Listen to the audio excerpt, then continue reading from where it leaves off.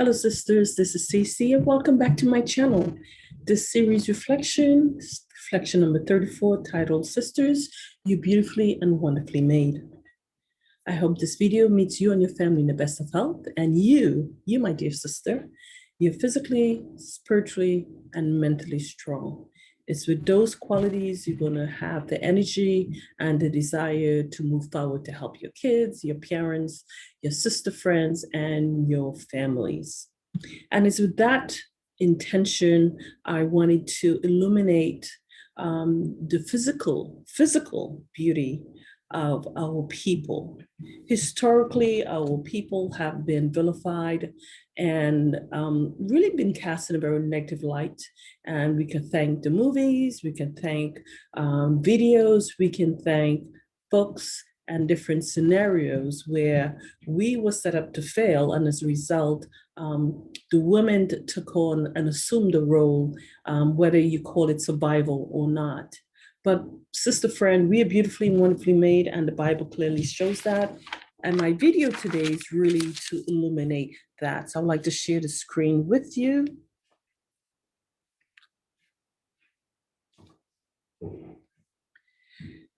Here we go. And I just want to thank this group for sharing their video with me. This, of course, video was not made by Reignited Women for Christ. So I want to thank the church that has given approval for this video. They have done a great job of highlighting some women of the Bible. Specifically, I want to spend some time with a couple of women in the Bible. And the first woman I would bring to your attention is Sarah, or the book of in Genesis. So we're looking at Sarah, known as Sarah, who was later learned to be and named Sarah, Sarah. She was married to Abram, and who was later known to be Abraham. Now, believe it or not, sister Sarah, our cousin, she was absolutely beautiful. Most may recall Sarah on her disbelief when God of Israel informed her husband that she would bear him her son. And at the age of 90 years old, according to Genesis 17:7, Sarah did not have that belief. However, it's important to know that Sarah was absolutely beautiful, so much so, whenever they sojourned to a different part of an area. So for example, when they sojourned to Gerar, she encountered King Amalek, who really fell in love with her. And God advised him in a dream that this person is not Abraham's sister. He is indeed his wife, and he needed to restore Sarah back to the man, the prophet, his prophet, which is Abraham. Also, this can be found in Genesis chapter 12, verse 10 to 20, of when they sojourned into Egypt, and Abraham pleaded with Sarah to say, please say you're my sister. Because of her beauty, he knew wherever Sarah went, regardless of her age, that the kings and the pharaohs and the highest men of rulership were enthralled and enamored with her beauty. And as a result, he could have been killed. That was the time that they lived in. And as a result, his wife agreed.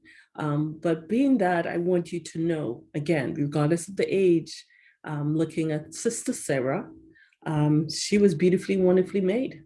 And her beauty captivated many rulership. The second example I would like to share with you is Queen Esther in the Old Testament as well. Queen Esther, parents died, and she was raised by her older cousin, Mordecai. This can be taken from the time of after King Nebuchadnezzar ruled Babylon.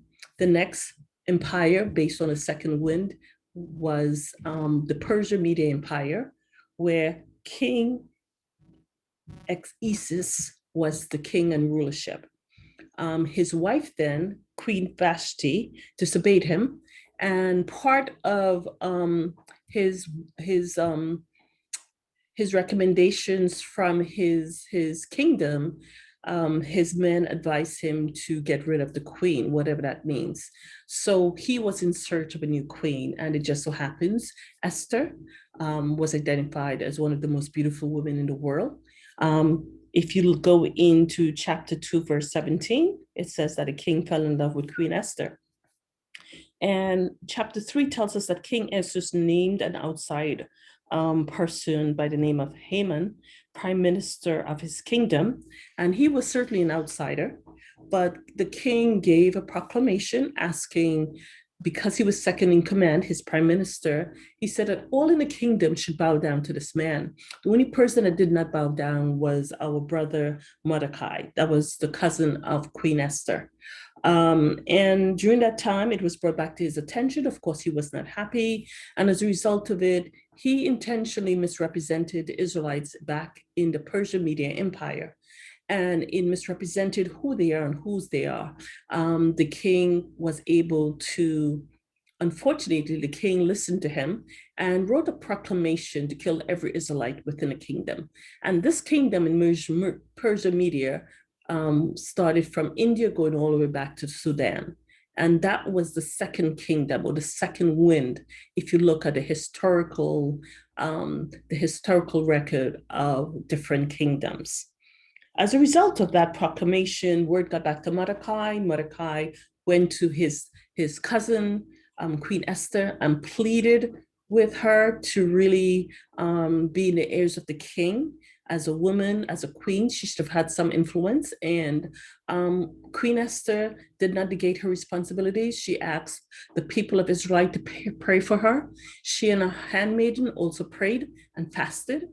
So whenever you have a question and whenever you need a solution, even the most beautiful knew that it is wise to pray and fast. So even though she was beautiful, she knew at this point in time she needed more than her beauty to deal with a husband. So the Mordecai and the Israelites prayed for her for 3 days, and so did she. As a result, at the end of the 3 days, she presented to the king, and the king really, God made his heart really tenderhearted and asked her whatever she wants, he will do. Queen Esther, not only beautiful but wise, indicated, all I simply want is dinner with you and your prime minister, Mr. Haman. And when they had dinner for the first time, all went well. He went home, Prime Minister Haman, and told his relatives and his wife how he alone had dinner with the king and queen. And that was quite an honor for that point in time. However, day 2 dinner, when he presented himself, the king after dinner asked Queen Esther, "My dear, what is it you want?" And Queen Esther stated simply and humbly, "My people and I desire to live." And the king didn't understand what she was referring to. She identified herself and said that there was a proclamation to kill her and her people. And the king said, "There's no such thing." And then Esther disclosed to the king, she said, if you go into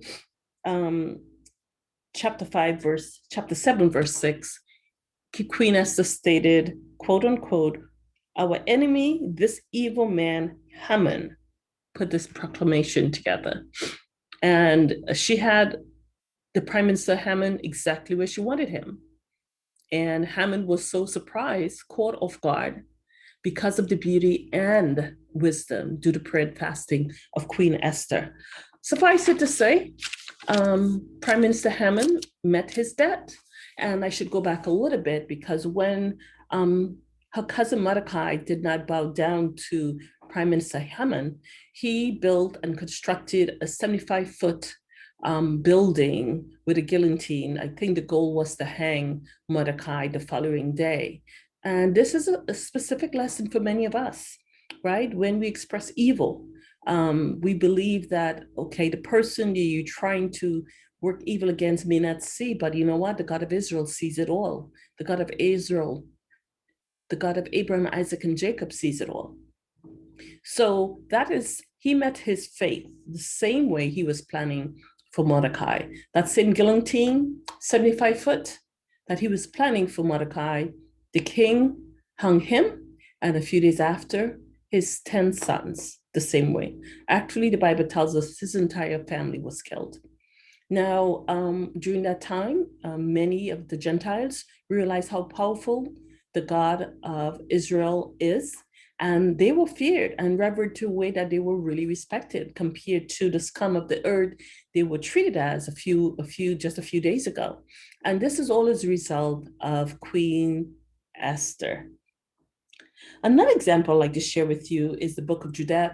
Um, the book of Judith is based on a beautiful, beautiful woman that died, who lost her husband. So she was a widow, and she really kept herself chaste for her husband, even though he died. And but she was beautiful just by walking in a room. She would have the stares of any man she possibly wanted. The Israelites then was confronted with a situation, and they were cornered in a particular part in a particular region. And there's a commander that was leading the Gentile troops against the Israelites. And when Queen Judith got word of this, she prayed and fasted, and she then dressed herself up. She and her handmaiden went over to the commander. She told her Israelite brothers and sisters, just prepare yourself and be ready.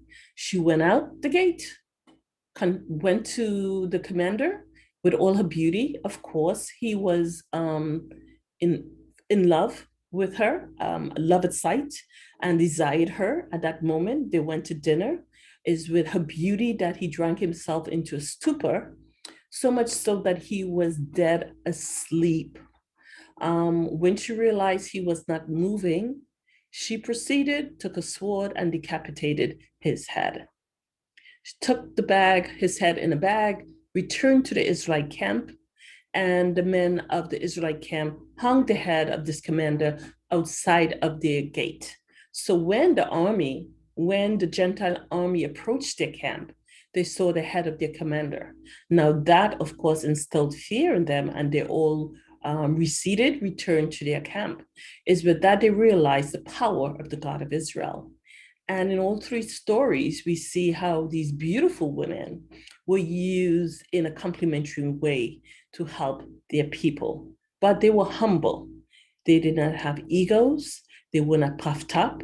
They used their beauty for good.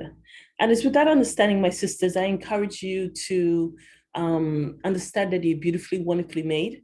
It is stated in the Song of Solomon, where the King of Solomon indicated that I'm Black and I am lovely. We all remember back in the day, we used to say Black and beautiful. I have not heard that for a while. So it's important, if you have young kids or even have sons, it's important to know you need to reinforce to your children that their Blackness is part of their beauty and it's part of the creation. They were made in the image of the Most High. Absolutely, positively true. I would also like to conclude, because I don't want this to be too long, but just to give you the moment to say that clearly, history clearly illuminated our beauty in all shapes, colors, sizes, and ages. And it's important that our young adults, the young women, understand that they can gain or regain confidence in who they are and whose they are. They do not use themselves and be loose in the process, trying to gain man's attention, because they themselves, they need to understand that they need to be respected. And our young Black men needs to understand that to have the attention of a Black woman is an important, very important thing, and it should be treated as such. It's also important to know that we need to remember that we have to edify each other, sisters. Often we are found tearing each other down, whether it's within families, whether it's in school, whether it's at work, or social media. There is no reason to tear each other down. We are all individually, beautifully, and wonderfully made. It's also important to know that we need to support each other. And in the event that you need support, sometimes you have to reach out. We are not at a point yet where we can read each other's minds. And therefore, if you reach out, I'm sure help will be there for you. So go ahead and reach out. Folks cannot read your minds. And unfortunately, in this day and age, it is so chaotic. And in this dark world, it is so chaotic. We're just busy trying to keep our head above the ground. So if you need help, Reach out to your sister friend. I'm almost willing to bet that person will respond in kind. And as I stated in the World of Darkness, I really encourage you to be a light whichever way. Your beauty, yes, you are beautifully and wonderfully made, but understand that the beauty also have to be shunned from inside. And is that light from inside because you're walking in the truth, you're walking in the spirit, and in that walk, you're showing fruits of the spirit. Is that fruits of the spirit? That's kindness and love and generosity. That is that is shining in the light. And that's the light one can see from a mountaintop. Understanding also knowing your role. For our married sisters, understanding your role. You're here, you were born and created for one purpose, to be the helper of man, Adam. That was your role. And you know what? You cannot change that. So when you're married, when you get married, you are married and you're to cleave to your husband and you to submit to your husband. Submission is not a bad, dirty word. We've made it so. The Gentiles have made it dirty so that we do not continue to edify our families. We have a role, our husbands have a role, and it's important that it must be done in unison according to the law. If you're single like myself, then God bless you. You can do more for God's kingdom. That's a blessed position to be in with less distractions while you're helping each other, while you're helping your sister who has reached out to you. Okay, so that's a beautiful position to be in. And unfortunately, for those of us who are in broken homes, it's only by the Spirit of God that can bring that relationship and make it whole. Our entire community is going through an awakening, and I pray for you and your family, if it's a broken home, that indeed you're part of that healing, but you must be willing to do the work. So cherish those moments, cherish the point that you're beautifully and wonderfully made, cherish the point that you serve as a helper, which is a very important role.